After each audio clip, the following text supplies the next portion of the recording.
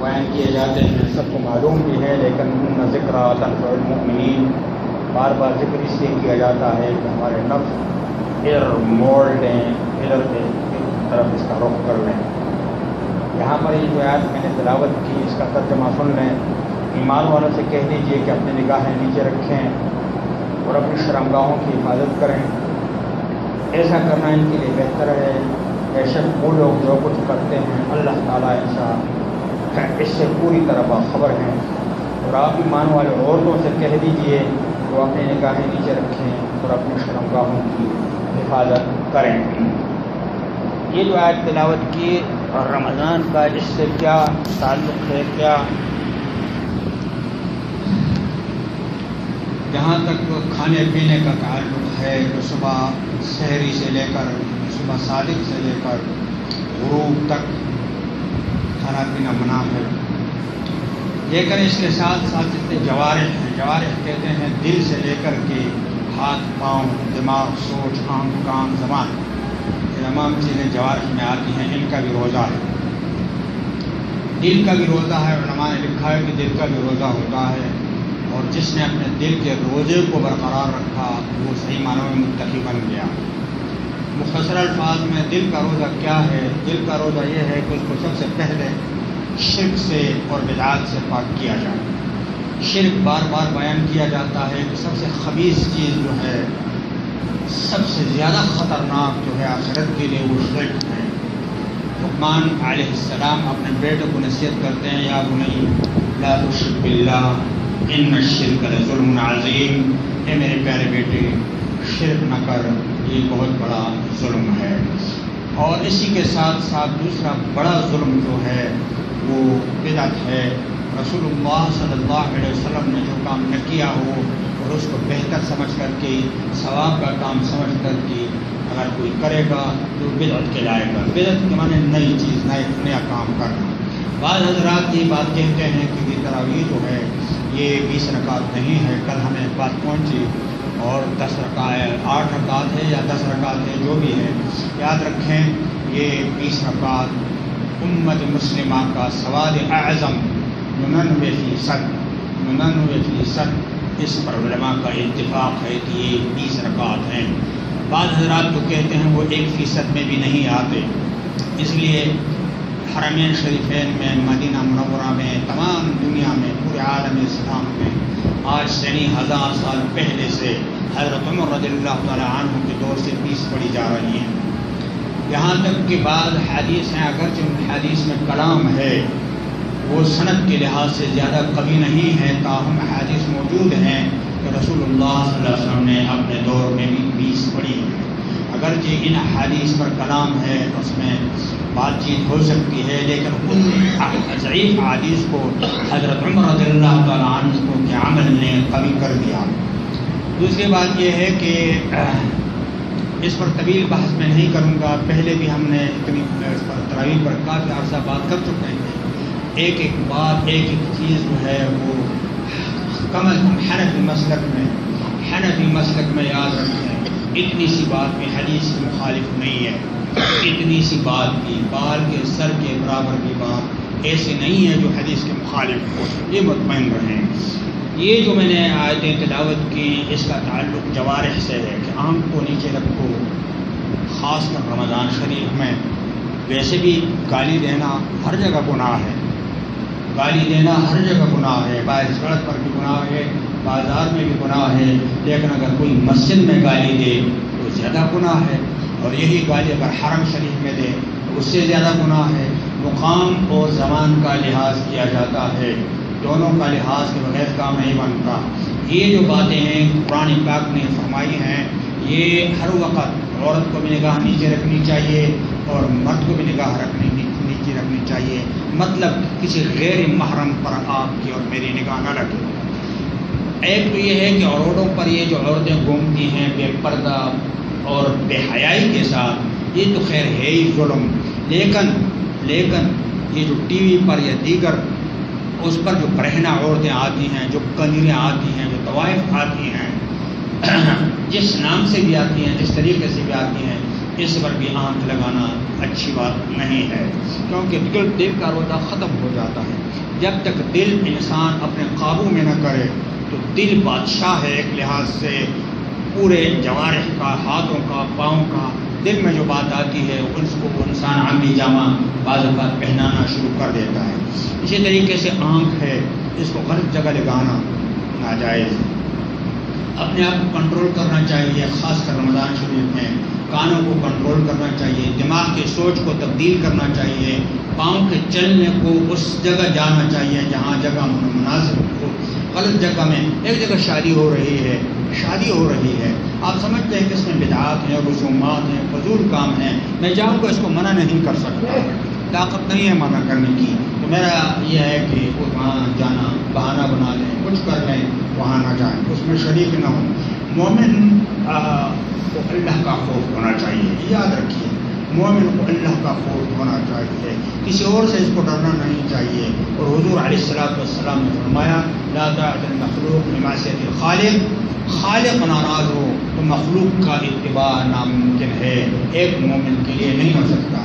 جہاں اللہ کا حکم آ گیا وہاں مخلوق رواجات، رسم و رواج، خاندانوں کے رواجات، دوستوں کے رواجات غلط، ڈٹ جانا چاہیے۔ ہم سب کمزور ہیں، لیکن بات اصل جو ہے وہ یہی ہے کہ ڈٹ جانا چاہیے۔ اس لیے حضور علیہ السلام نے فرمایا ما یلفظ من قول الا لدیہ رقیب عتید، آدمی جب بھی کوئی بات اپنی زبان سے نکالتا ہے تو اس کے پاس ایک نگہبان تیار ہوتا ہے جو اسے لکھ لیتا ہے۔ جس طرح قرآن میں دوسری جگہ آتا ہے کرامن کاتبین یعلمون ما تکسبون، جو کچھ تم کرتے ہو کرامن کاتبون اس کو لکھ لیتے ہیں۔ علماء نے لکھا ہے ایک گناہ کا کام جب ہو جاتا ہے تو گناہ والا فرشتہ اس کو لکھنا چاہتا ہے، تو دوسرا جو نیکی والا فرشتہ کو ذرا ٹھہر جاؤ، ابھی نہ لکھو، شاید یہ توبہ کر لے۔ جب بالکل مایوسی ہو جاتی ہے اور توبہ ہی نہیں کرتا تو تب اس کو کہتا ہے کہ لکھ لو۔ اتنا موقع دیا جاتا ہے مومن کو، یہ چند روزہ زندگی ہے، اس کو کنٹرول میں اگر ہم رکھ لیں، رواجات معاشرے کے غلط روز چل رہا ہے اس کی طرف جانے سے اپنے آخرت اور دائمی زندگی کو تباہ کرنا ظاہر بیوقوفی ہے۔ حضور علیہ السلام نے فرمایا من یضمن لی ما بین لحییہ وما بین فخذیہ اضمن له الجنہ، وہ شخص، وہ مومن جو مجھے یہ ضمانت دے دے کہ اس کے زبان کی ضمانت میں دے دے، اس کو کنٹرول کرے، اور شرمگاہ کی ضمانت مجھے دے دے تو میں اس کو ضمانت دیتا ہوں جنت کی۔